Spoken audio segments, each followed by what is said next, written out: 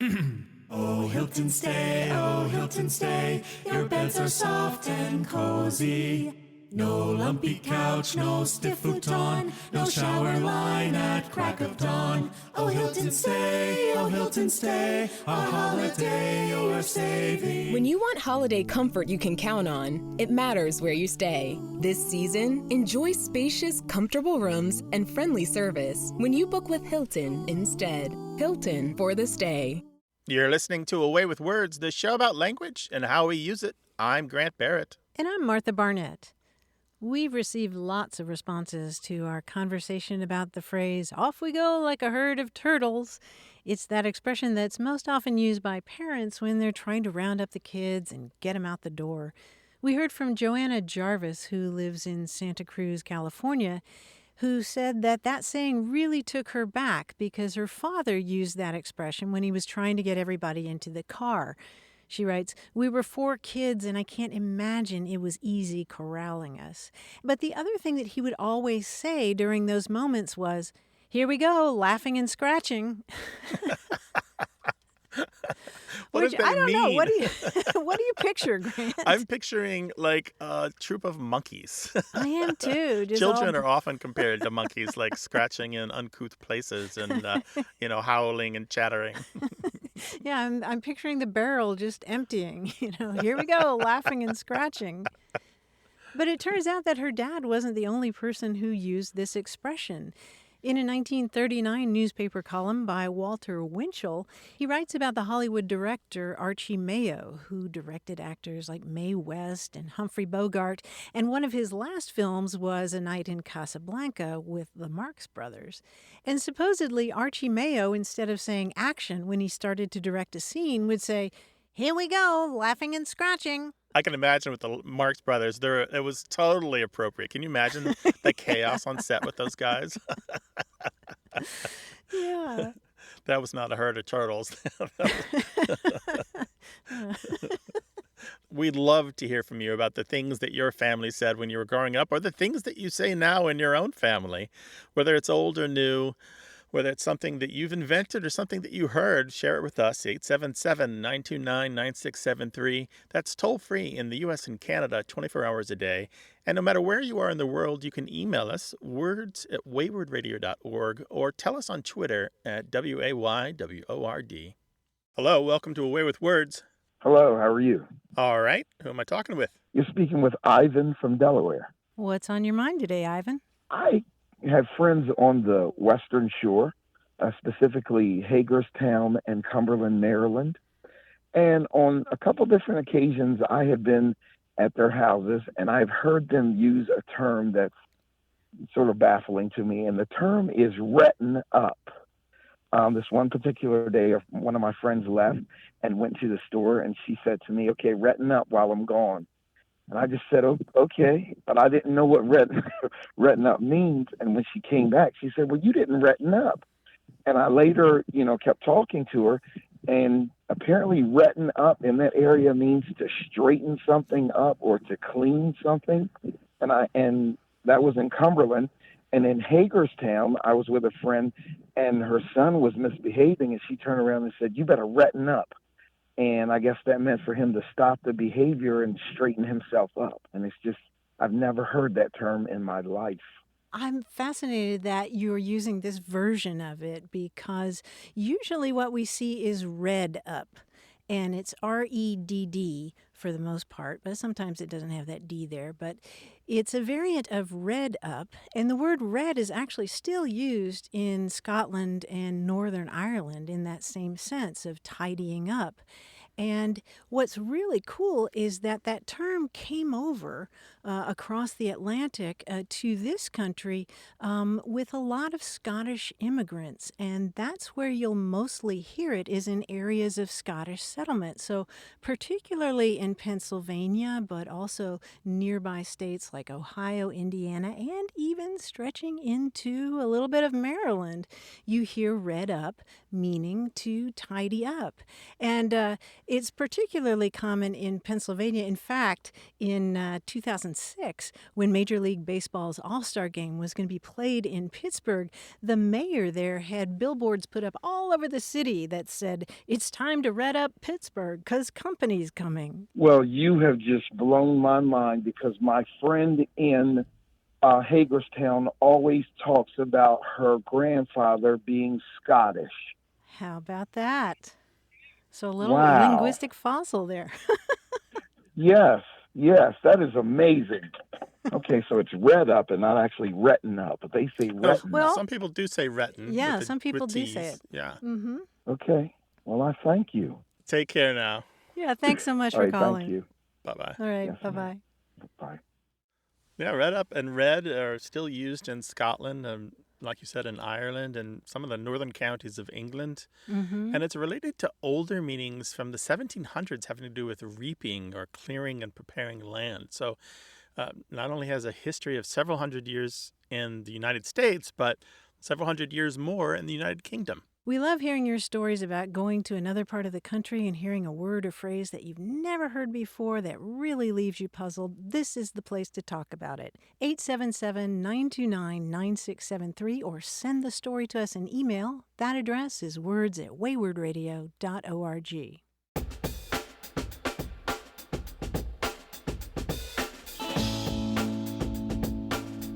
I recently watched the movie Secrets and Lies with the fabulous Brenda Blethyn and the exquisite Marianne Jean-Baptiste. It was made in 1996, and the movie's a real delight.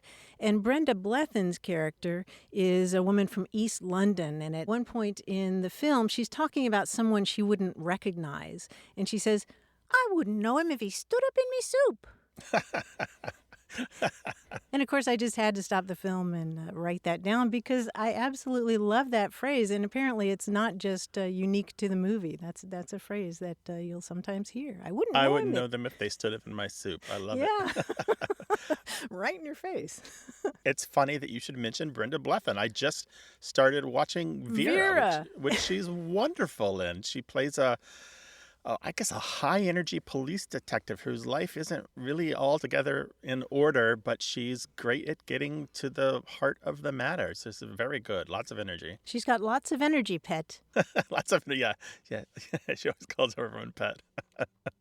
Yeah, in our house, we're halfway through that series as well, and that's exactly why we went back and looked at Secrets and Lies, which also, interestingly enough, has a very young Phyllis Logan, who people might recognize from Downton Abbey. She's Mrs. Hughes there. Well, I see that you and I are getting our British English straight from the source. We love to hear from our UK callers as much as our English speakers and speakers of other languages anywhere in the world. You can always send us email, words@waywardradio.org, or talk to us on Twitter @WAYWORD. Hello, you have a way with words. Hi, this is Miriam calling from San Diego. Hey, Mary, welcome. What's on your mind today? What's on my mind is I was wondering what the origin of the phrase pushing the envelope is. Pushing the envelope. And what got you to thinking about that phrase? I had just used it in a sentence and then stopped and thought to myself, you know what? I don't know where this comes from. When I thought about it, the only possibility that I could think of was if the postal workers were very busy around Christmas time and just pushing the mail through the system. But really, I don't have a clue to where it actually originates from.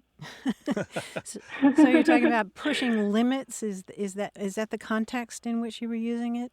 Yeah. Mm-hmm. Mary, it's not the post office. The envelope is, I guess, more or less a mathematical boundary that defines a range, a set of curves. And so this usually is in aerospace.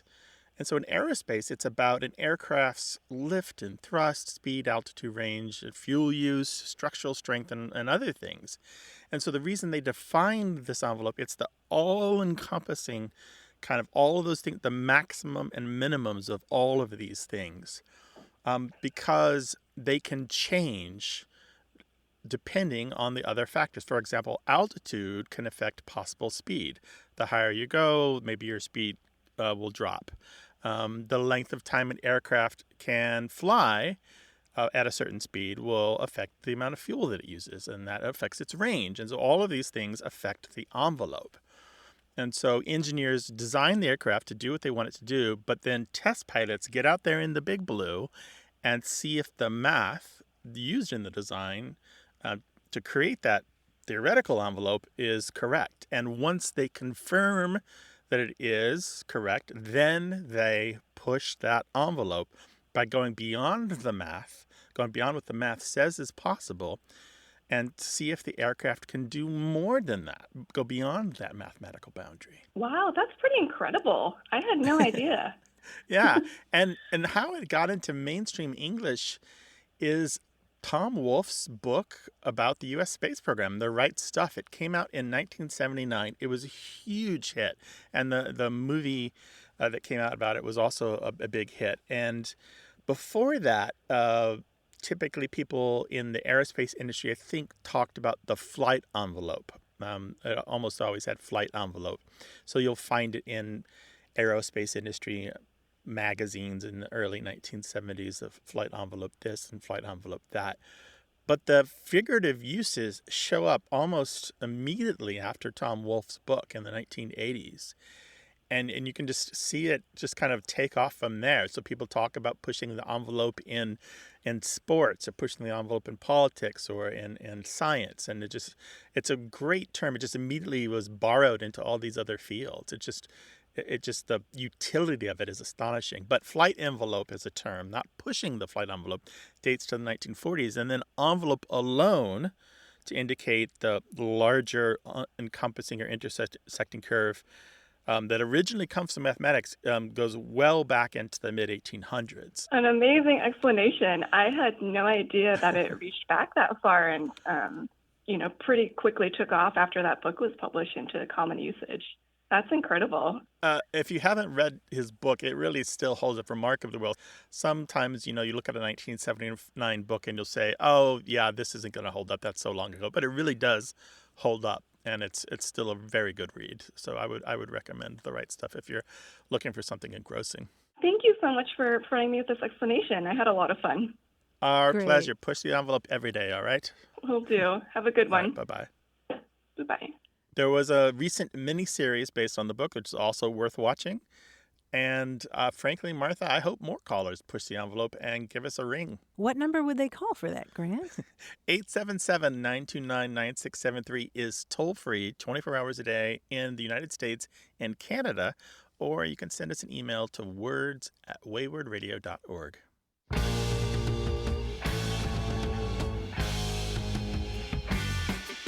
We were talking a few weeks ago about expressions around the world for somebody who's a cheapskate, very miserly. And we talked about, for example, the Spanish phrase cocodrilo en el bolsillo, which means a crocodile in the pocket. But we heard from Stephen Hilty, who shared a term that he had heard that I really like for this, and that's taffy pockets. Oh, yes, I saw that. I laughed. I saw that email and I laughed. Because you can just imagine somebody like, I can't get my hand out of my pocket. It's stuck in my can't. My money's like taffy. Mm-hmm, right. 877-929-9673. Hello, I'm Diane Morgan. If you know who I am, you know who I am. If you don't, who cares? I'm here to explain Italian Time, a holiday phenomenon where Italians throw away their clocks and gather for eternity with San Pellegrino. I've been at this party so long that I've eaten 5 courses, hugged someone's grandma twice, and been offered a job in the family restaurant. So this holiday season, make sure to bring enough San Pellegrino to last you through the meal, the after meal, and the entire goodbye ritual. San Pellegrino, holiday on Italian Time. You're listening to Away with Words, the show about language and how we use it. I'm Grant Barrett. And I'm Martha Barnett, and striding to the mic and settling into his chair and putting on his headphones, why, it's our quiz guy, John Chinesky. Hey, Martha. Hi, Grant. How are you guys today? All right, John, how about you? Terrific. A lot of times I like to make the The centerpiece of my quiz is some sort of thing that has to do with words that's out there in the culture. And this is something that I just thought about recently that I'd forgotten about, which is I used to be a member of Toastmasters. Are you guys familiar with Toastmasters? Yeah, sure. They help you be comfortable speaking in public. That's exactly it, right. When I attended the meetings, I recall they did their best to help you unlearn certain speech habits. For example, if you would frequently use fillers to pad your speech, like or you'd be encouraged to not do that. Right. So let's focus on today, E-R. I'll give you a hint to a common two-word phrase or name in which both words end in E-R. You tell me what I'm looking for, but please leave out the ER. For example, if I said, engineer Lonnie Johnson invented this item which can pretty much be described as an overachieving water gun, you would say, soup soak. Yeah, instead of super soaker. Instead of soak. We don't want to use the ers. Let's try a few more. Now remember, if I hear you say at all, it's a fail, okay? Ooh. All right. Okay, here's the first one. It's flat and it's brown, and you typically find it wrapped around raw meat, like a few lamb chops or a couple of skirt steaks. Flat and brown, wrapped around raw meat like skirt steaks? Yeah. Butch pape? Yes, butch pape. Nicely done, Martha. Instead of butcher paper. Got it. Yes, instead of butcher paper, right. Now, this is a slangy way of referring to your accountant, specifically one who's good at math. Numb crunch. He's a numb crunch, yeah. I would also have accepted pape push. Right. But for the math, it is numb crunch, number cruncher, or paper pusher. Here we go. It's typically found in an office, though little work gets done around it. Instead, it's the centerpiece for relaxing and sharing gossip. What cool. What cool. What cool, yes, the water cooler. Honk, if you love words, is definitely a version of this I would definitely buy. Bump stick. Bump stick. Yes, a bump stick or bumper sticker. Now, my dad was one of these for over 40 years, though when he did it, they called him a mailman. Oh, Let carry. Yeah. Yes, carry? let carry. He was a letter carrier. Very good. Now, careful. This is a triple. There's only 2 words, but it's still a triple. A person who lives a lifestyle in which most or all of their food is obtained by trapping or shooting and maybe some foraging is described this way. A hunt-gath. A hunt-gath, yes. Instead of hunter or gatherer. Hunter-gatherer. I was trying to figure out the triple part. That's the triple part. 3 ers in there, and just hunt-gath is correct for hunter-gatherer. Well, that's my my quiz called Blanker for today, and you guys were fantastic. You guys get to move to the next level of Toastmasters, whatever it is. John, it's been great fun. Give our best to the family. We'll talk to you next week. Will do. You too. All right, be well. Bye, John. Wherever you go, you're saying language, you're hearing language, and you're coming up with questions. This is the place to get them answered. 877-929-9673 is toll-free in the U.S. and Canada. And no matter where you are in the world or what language you speak, try us out. Send us an email to words@waywardradio.org. Hello, you have a way with words. Hi, this is Haley. How are you guys today? All right, how about you? We're great. What's up? I'm calling from the Twin Cities, but I didn't grow up here. I grew up in Kansas City, and then I moved to Minnesota as an adult. So now I tend not to notice the differences between these two places as much as I did because I feel pretty well acclimated to the Minnesota way of things. However, in the last 2 years with quarantines and isolation and working from home, I've just been looking out my window a lot more and spending more time outside, and I'm a poet. So I often notice little possibilities in language, and in the last 2 years, I really have started wondering about the seasons. It's very clear in Kansas what the 4 seasons are, or at least it seemed that way to me as a child. In Minnesota, I'm really seeing that there might be more than 4 seasons. And so I'm starting to wonder about these possible transition seasons, especially around winter, because you may have heard of the 6-month winter we have up here. Mm-hmm.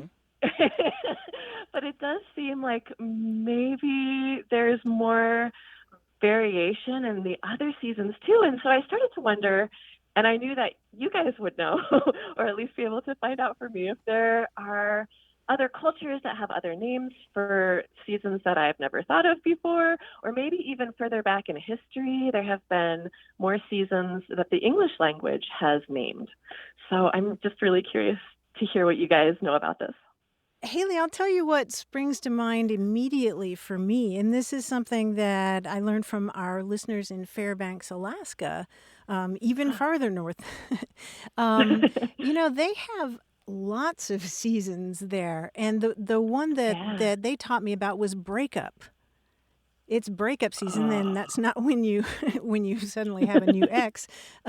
Breakup season is in April and May, and that's when the snow melts, and people actually wear breakup boots, which are rubberized boots because you've got so much mess, from the snow melting. There's breakup, and then there's greenup, which happens early to mid-May, and that's just this sudden explosion of green. They get really excited talking about that in Alaska. So you have breakup and green up, and then you go through several other seasons like early summer, high summer, fall, early winter, solstice season, high winter, springtime, winter, and then you're back to breakup, which was a revelation for me because I tell you, Grant and I both live here in sunny San Diego, and there used to be a meteorologist on TV, and his little saying was, our spring is in the summer, our summer is in the fall, our fall is in the winter, and our winter's not at all. Oh, I love that. Wow. But Haley, there are also, particularly for the English-speaking countries in the Northern Hemisphere, there are also a lot of terms for a period of colder, harsh weather that comes after the first period of pleasant spring weather. You get that first warm week or few days, and you think, this is it. We've arrived. Put the sweaters away. Get out the shorts. And then you get like a cold storm or more frost or more snow. And there's so many terms for this. And almost all of them have to do with that the cold weather comes after something has appeared because it's spring. For example, dogwood winter is a term for that. It comes after the dogwoods blossom, or bloom winter, after the blooms of a variety of plants. And there's foxgrape winter, blackbird storm, buzzard storm, oak winter, whippoorwill storm, redwood or redbud winter, onion snow, and frog storm, which is it's not something biblical. It's just after the frogs have come out of their hibernation. And one more, which I love, is snowball winter, but it has nothing at all to do with snow. It's about viburnum, the snowball bushes that have these big clusters of white flowers, white blossoms that look kind of like snowballs. And as a child, my brother and I used to lie underneath the viburnum bushes in the yard, much to my mother's anger, and just rattle them so that the petals would flutter down on us like snowflakes. So there's a ton of these. There's even, blackberry storm is blackberry winter. And these are in May and June when the blackberries bloom. And then in the UK, there's blackthorn winter. Blackthorn is a hedgerow shrub. I don't know if you've heard of it. It's got white flowers that blossom in March or April. And that blackthorn winter has a corresponding term in a lot of European cultures and languages because it happens, blackthorn is spread throughout Europe. Whoa. There's so many of these, and there's more. How much more do you want? Yeah, do we hear you taking notes there? You do, actually. I'm like, oh, that's a good one. I'm going to do that. Yeah. Maybe I'll just send you my notes, Haley. That'd be fantastic, actually. Oh, wow. What I will do is when we post this on the website, we will link to a couple of books, or we'll mention a couple of books about weather lore. And they include not only proverbs and sayings about how to predict the weather, but some of these terms are included in there. Well, you guys, I am going to make just a list of the ones that you gave me right now and put them for my students. And this is going to be an assignment for them that they have to write a poem about one of these seasons. Ooh. That sounds So you'll have fantastic. lots of poems. How wonderful. Yeah, Yeah, please send Well- us the results. absolutely. For sure I will. Yeah. All right. Haley, good luck. Send us some of the poems, all right? Oh, thank you. I will. Thank you so All right. much. Take care now. Be Thank you. well. You too. Bye. Bye-bye. What do you call those odd in-between seasons that aren't quite fall, aren't quite winter, not spring, not summer? Maybe it's a little warmer than it should be, or a little colder than it should be, or wetter or drier than it ought to be. We know there's a term for it where you live, anywhere in the world. 877-929-9673 is toll-free 24 hours a day in the U.S. and Canada.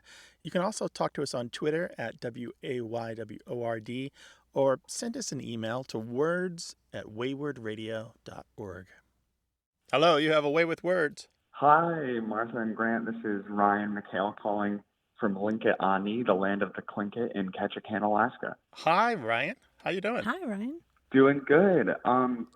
I have a question because I work as a curator of exhibits at Ketchikan Museums, and we recently had an exhibit opening. And when I was sending out personal invites, I had 2 people respond that they were going to arrive dressed in bells. And after I got over the shock of thinking that they were actually going to come dressed in bells, I started to think about where that actually originated from and what it means. Did they say, I'll be there dressed in bells, or did they phrase it differently? Yeah, what words did they Yes, use? they texted back saying, I'll be there dressed in bells. And I've never heard that before. Wow, that's a new one on us. Of course, the far more common expression is "I'll be there with bells on," meaning I'll be there full of excitement and anticipation, or I'm going to be a really enthusiastic participant. I'm going to help make it festive and fun. You wouldn't say "I'll be there with bells on" if you're, for example, going to a funeral or going to take the SAT or something. But Yeah. wow. Huh. Do you know where that originates? Well, there are lots of different hypotheses floating around, and it's got a really murky past. But I think the most reasonable explanation is that it has to do with putting bells on horses. I mean, think about those Christmas songs we sing, jingle bells and bells on bobtail ring and sleigh bells ring. And I think it's about making that activity even more festive than it already is. Wow. That's very interesting. That's the one that makes the most sense to me. Grant, you and I have talked before about other stories, like maybe it has to do with the bells on a court jester's hat, but that really doesn't have any evidence to back it up. Yeah, that was the first thing that came to mind. Bells on a costume or any kind of dress would be festive, but the expression is relatively late in English's history, long after such things were customary. So it's the late 1800s, 1890s or so, and by that time, bells weren't really common on costume. Wow, that's interesting. But dressed in bells. That's the phrase. Dressed in bells. Bell. Dressed in bells or with bells on, yeah, that's interesting. Yeah, with bells on. That's awesome. Yeah, this is wonderful. We love this report from Ketchikan, and I hope you'll listen for more instances of this and let us know if that happens. Ryan, our man Yes, in I will. Ketchikan, thank you very much. I love listening to you guys. Thank you so much. Take care now. Thanks. Bye-bye. All right, bye-bye. What word or phrase has caught your ear lately? We'd love to hear about it, so give us a call, 877-929-9673, or send it to us in email. That address is words@waywardradio.org. Hello, you have a way with words. Hi there, this is Shelley calling from Carnelian Bay, California, which is on the north shore of Lake Tahoe. So what's on your mind today, Shelley? Well, actually, it's something that is fairly subtle, but it really stood out to me recently. I've been listening to a wonderful etiquette podcast, and on one episode, the female host spoke of someone as being self-depreciating. And honestly, when I heard that, I stopped in my tracks and I thought, Surely I misheard her, or perhaps she just had a rare slip of the tongue. But then a couple of episodes later, the male host spoke of someone speaking in a self-depreciating manner. And I definitely can be self-deprecating on occasion, but I would never describe myself as self-depreciating. I'd never heard that before. So I'm left wondering, is self-depreciating even a real word or expression? And if it is the subtle difference between depreciating and deprecating a regional one? Wow. No, it's a historical one, though. And you, Shelley, are confirming that a language change is pretty much complete. Really? Because, yeah, absolutely. This is a great usage question, and it's easy to compliment a question, call all questions great, but this is important because many people are going to have your point of view where self-depreciating sounds wrong. But there was a Yes. time when self-depreciating was correct and self-deprecating wasn't something that anyone would say. Wow. Yeah, and so it's flipped. Somewhere around the 1940s, the uses of deprecate took over from uses of depreciate when talking about self-depreciating or self-deprecating. And they flipped, and it became more common, even though it's much older than that. The usage isn't as far along in British English, but in the US and Canada, self-depreciating is far less common than self-deprecating. The usage expert Brian Garner, in his book Modern English Usage, says that self-deprecating is 50 times as common as self-depreciating, although self-deprecating is traditionally viewed as incorrect. But he also notes that the battle is over. And this is important because Garner is usually very reluctant to give up any ground on language change. So the fact that he agrees that it's just done and to stop arguing the point is important. So I'm not wrong saying self-deprecating. No, you're Not not at wrong. all. There may be a Okay. handful, a tiny number of people still hanging on to self-depreciating, and self-depreciating isn't wrong. It's just now less Right. common. It just makes me want to call my accountant, though. Yeah, and that's what happened, Martha. I believe that that's what happened is, so deprecate has traditionally meant to disapprove, to protest against, or to criticize, while depreciate was both meant to lessen the value of something and to represent as of little value or to claim that something is unworthy of esteem. But those meanings are so close that you can see how that they became interchangeable. But as financial literacy became more common, terms like depreciate seemed more appropriate for discussing property and finances than discussing one's character or one's self-worth. Sounds good. Well, thank you so much. All right, take care. Bye-bye. Bye-bye. We'd love to hear more questions like that. Give us a call, 877-929-9673, or send them to us in email. The address is words@waywardradio.org.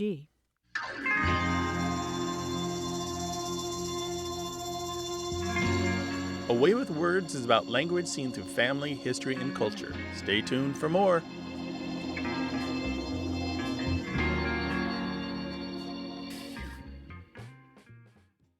Does it ever feel like you're a marketing professional just speaking into the void?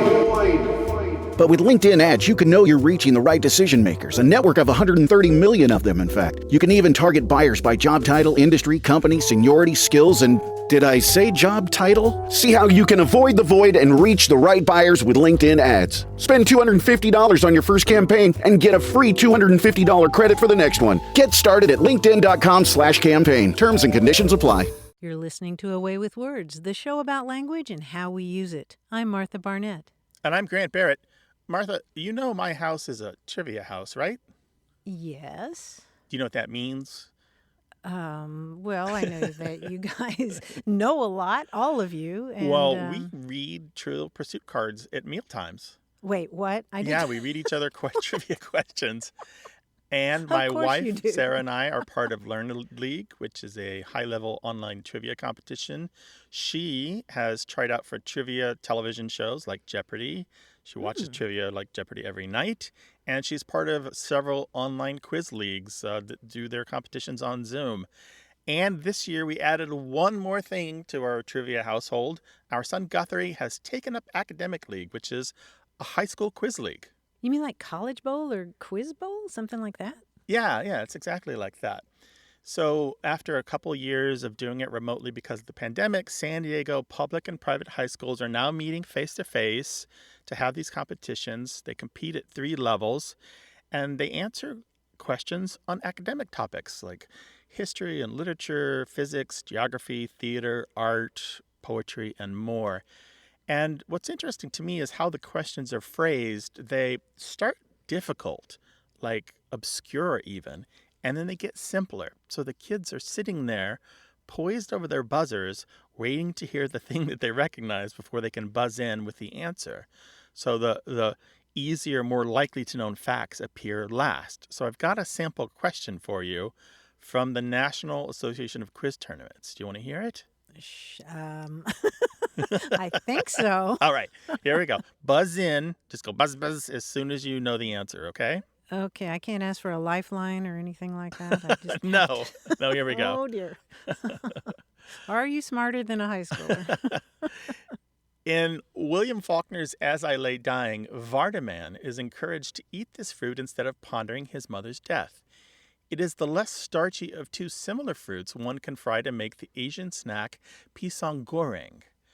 Jacobo Arben's Guzman was overthrown at the urging of a company that mainly grew this fruit in Guatemala, which along with Honduras was this type of republic. Oh. What? Okay, I got it. You have to buzz in. Sorry, buzz. Do I have to say it in the form of question? No. Okay. What is it? I finally got it. It's got to be banana, right? Yeah, it's a banana. Yeah. Okay. The last part was, for 10 points, name this fruit sold by Chiquita. That's absolutely... Like, if you didn't know it by that point, that was going to give it to you. But I love the way that initially it seems really difficult. I can't remember fruit from As I Lay Dying, but then as you went farther and farther along, it's sort of like watching a sunrise.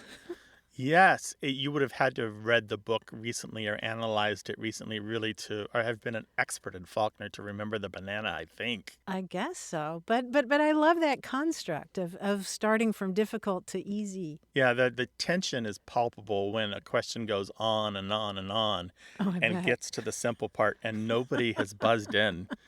Most adults wouldn't do much better than the kids because they're difficult questions, although it is clear that there is an advantage for adults because the more decades that you live, the more that you know.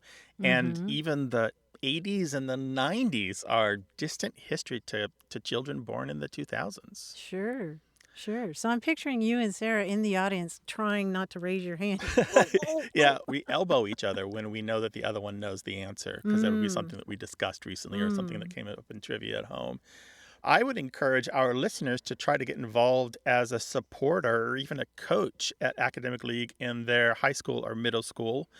Sometimes they're just looking for someone to attend and applaud. Sometimes they're looking for someone to provide refreshment. So it's really not a bad way to spend a couple hours once a week.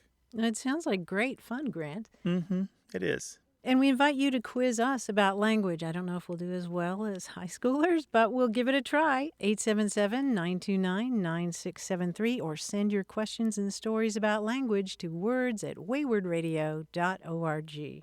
Hello, you have a way with words. Hi, my name is Jackie Adams, and I'm calling from Cincinnati, Ohio. Hi, Jackie. So growing up, my grandmother used to say this expression, and we would giggle at it as children. If she saw somebody that was dressed inappropriately or looked a little unkempt or gaudy or something, she would say, "My goodness, they just look like the end of pea time." And as children, you hear the word pea and your grandma saying it, you kind of think, oh, that's funny. But when I got older, I started to think, well, where did that come from? Like, I knew the context of how it was used, but I never really knew the origins of that expression. So I was hoping you could help. Okay, this was your grandmother saying this. Correct. And she would say it if somebody, looked disheveled or what? It could even be like someone would come into church dressed inappropriately, in her opinion. And she would say, well, my goodness, they look like the end of pea time. But later you figured out that it was PEA rather than PEE, correct? Correct. Yeah, because what this phrase refers to, the end of pea time or the last of pea time or the latter end of pea time, it refers to the last of the pea harvest, which your grandmother was probably more familiar with than a lot of us. It's the time when the pea vines have been picked over and they're all scraggly looking. And so if you're saying that somebody looks like the last of pea time or the end of pea time, they're not looking their best. And sometimes that phrase has been used to mean, they look exhausted or haggard or sickly or careworn. They just don't look their best. And so that's how your grandmother was using it. Okay. Well, she had a long life. She just died last year, a month before her 106th birthday. So, wow. Yeah. Oh, my goodness. Who knows what her childhood was like? She probably really knows what the end of pea time. She probably lived it. Well, that makes a lot of sense. Yeah, it goes back to the early 19th century or so. Well, that is great to know. Well, Jackie, thank you so much for your call. Thanks so much for giving me your time. All right. Sure. Bye-bye. Take care. Thanks for calling, Jackie. Bye-bye. We know there's something that you say in your family. You've passed it from person to person, generation to generation, and now it's time to unwrap it for the rest of us. 877-929-9673.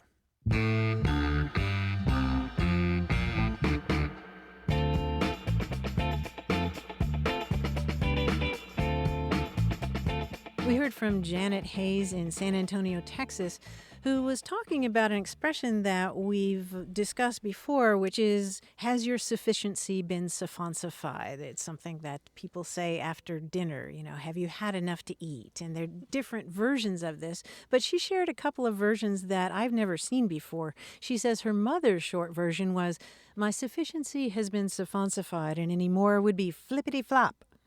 And her... Which I really like the mixture of registers tone there. Yeah.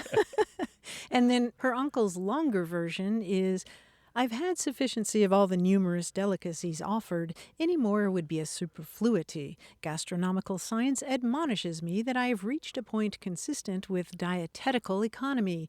In other words, any more would be flippity-flop.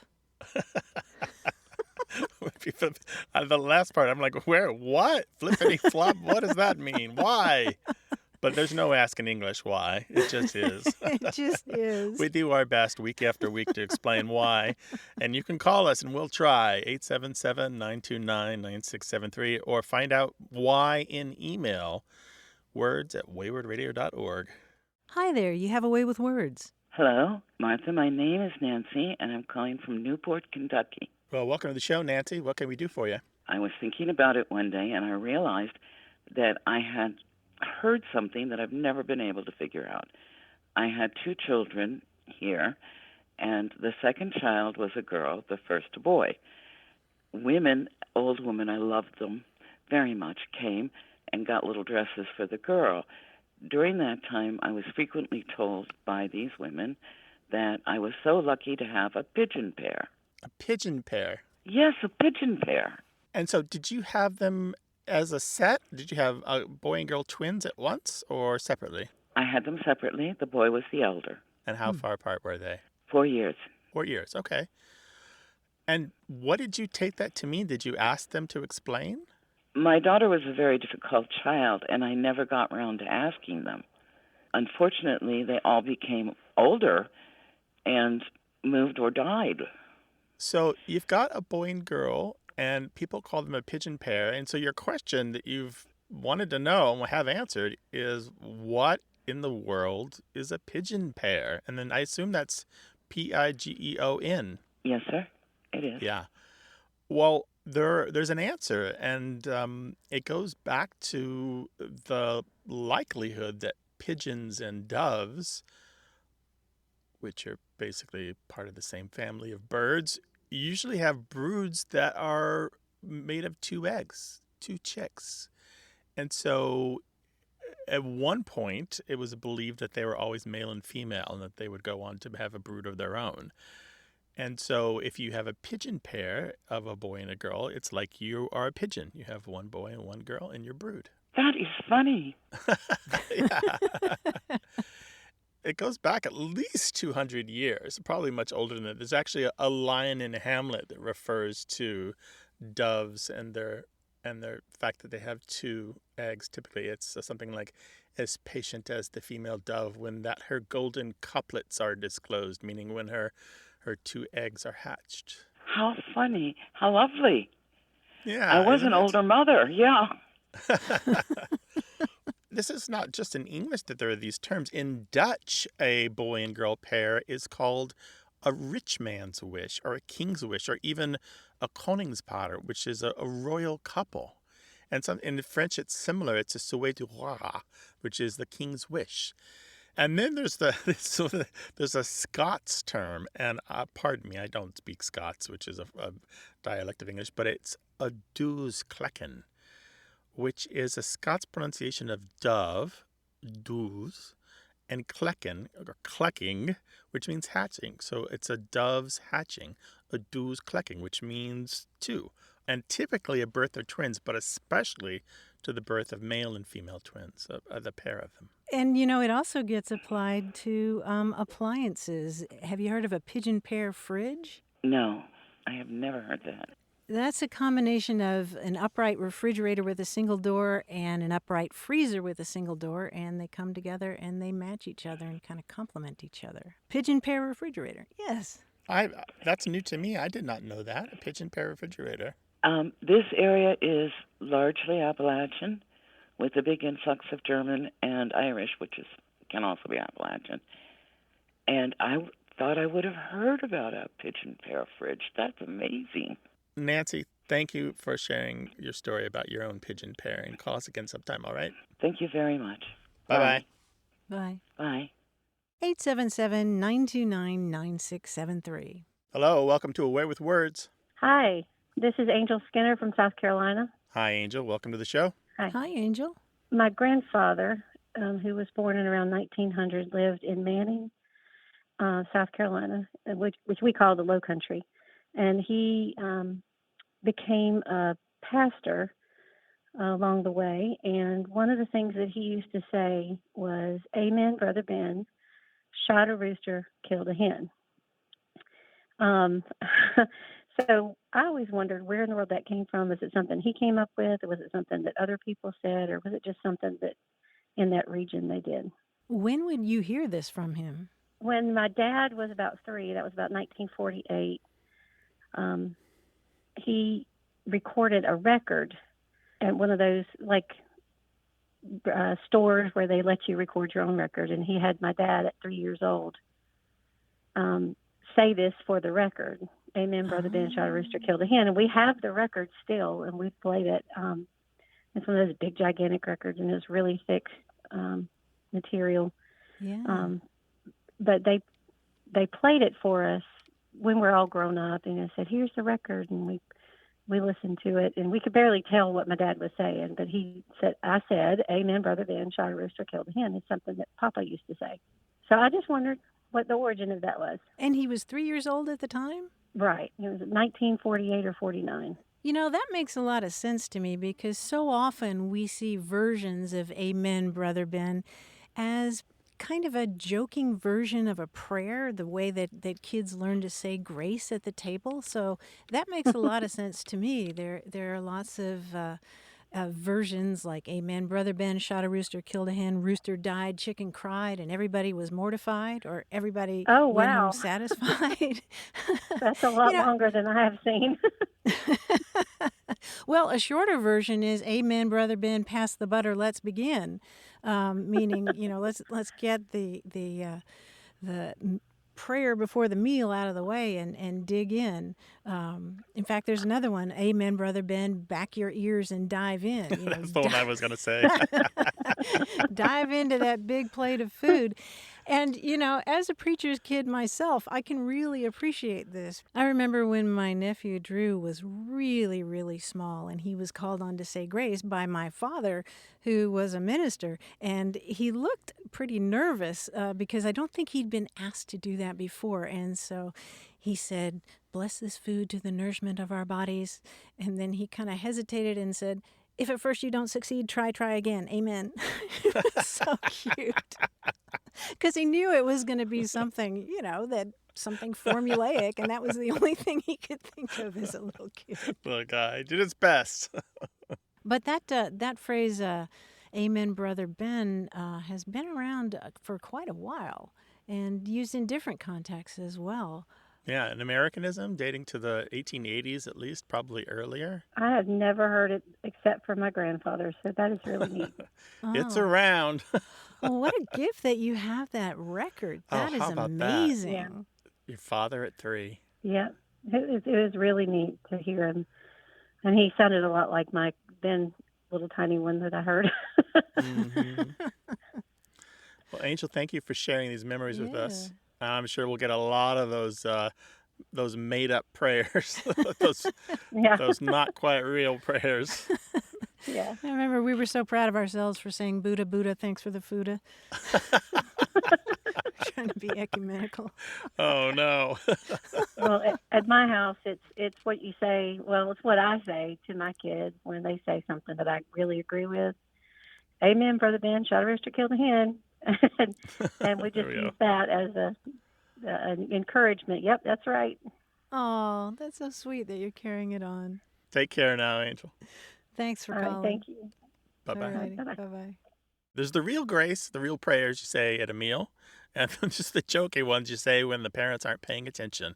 We'd like to hear the latter, 877-929-9673, or tell us an email, words@waywardradio.org.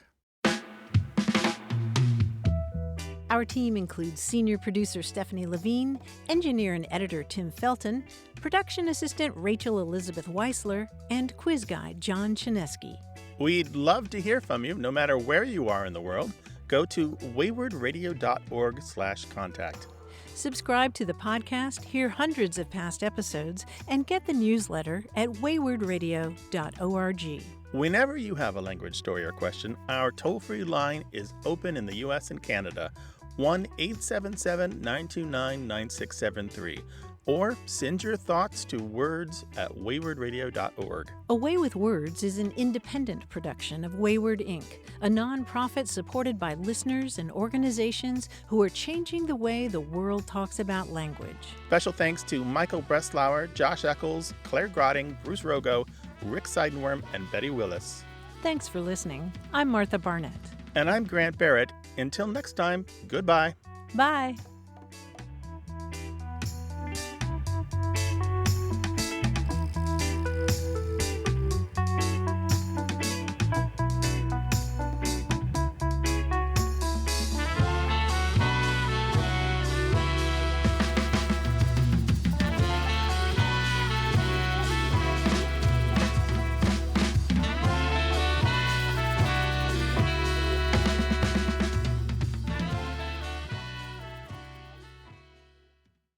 The holidays mean more travel, more shopping, more time online, and more personal info in more places that could expose you more to identity theft. But LifeLock monitors millions of data points per second.